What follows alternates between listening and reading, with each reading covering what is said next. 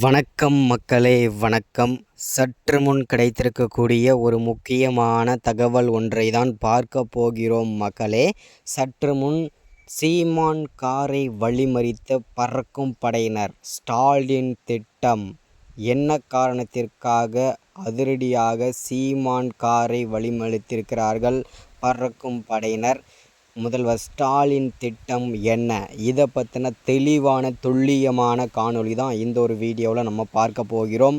அதற்கு முன்பாக நமது அரசியல் நியூஸ் சேனலுக்கு நீங்கள் புதிய பார்வையாளராக இருந்தீங்க அப்படின்னா மறக்காமல் நமது அரசியல் நியூஸ் சேனலை சப்ஸ்கிரைப் பண்ண மறந்துடாதீங்க.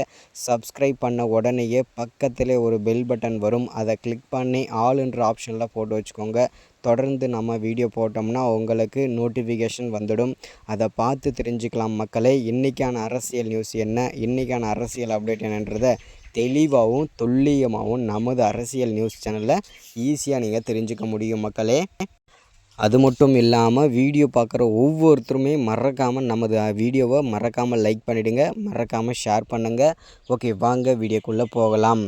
சற்று முன்பு கிடைத்திருக்கக்கூடிய ஒரு முக்கியமான பரபரப்பான தகவல் ஒன்றை தான் பார்க்க போகிறோம் மக்களே. வருகின்ற 19ஆம் அதாவது வருகின்ற ஏப்ரல் 19ஆம் தேதி நாடாளுமன்ற தேர்தல் இருக்கக்கூடிய வேளையிலே தற்போது திமுகவில் இருக்கக்கூடிய அமைச்சர்களும் மூத்தக்கூடிய அமைச்சர்களும் சரி, பாஜக அமைச்சர்களும் சரி, எல்லா கட்சி அமைச்சர்களும் அவரவர்களுடைய தொகுதியில் வாக்கு சேகரிப்பதற்காக தீவிரமாக வேலை செய்து கொண்டிருக்கும் இந்த வேளையிலே, இந்த சூழலிலே தற்போது சீமான் காரை வழிமறித்த பறக்கும் படையினர். ஸோ என்ன காரணத்திற்காக சீமான் காரை வழிமறித்திருக்கிறார்கள் அப்படின்னு பார்த்தீங்கன்னா, அவர் வாக்கு சேகரிப்பதற்காக அவருடைய காரில் பயணத்தை மேற்கொண்டு இருக்கும் பொழுது அவரை அதிரடியாக காரை மறித்து நீங்கள் பணம் மூட்டைகள் கொண்டு செல்வதாகவும் உங்களை காரை சோதனை மேற்கொள்ளப் போவதாகவும் சற்று முன்பு தகவல் கிடைத்திருந்தது.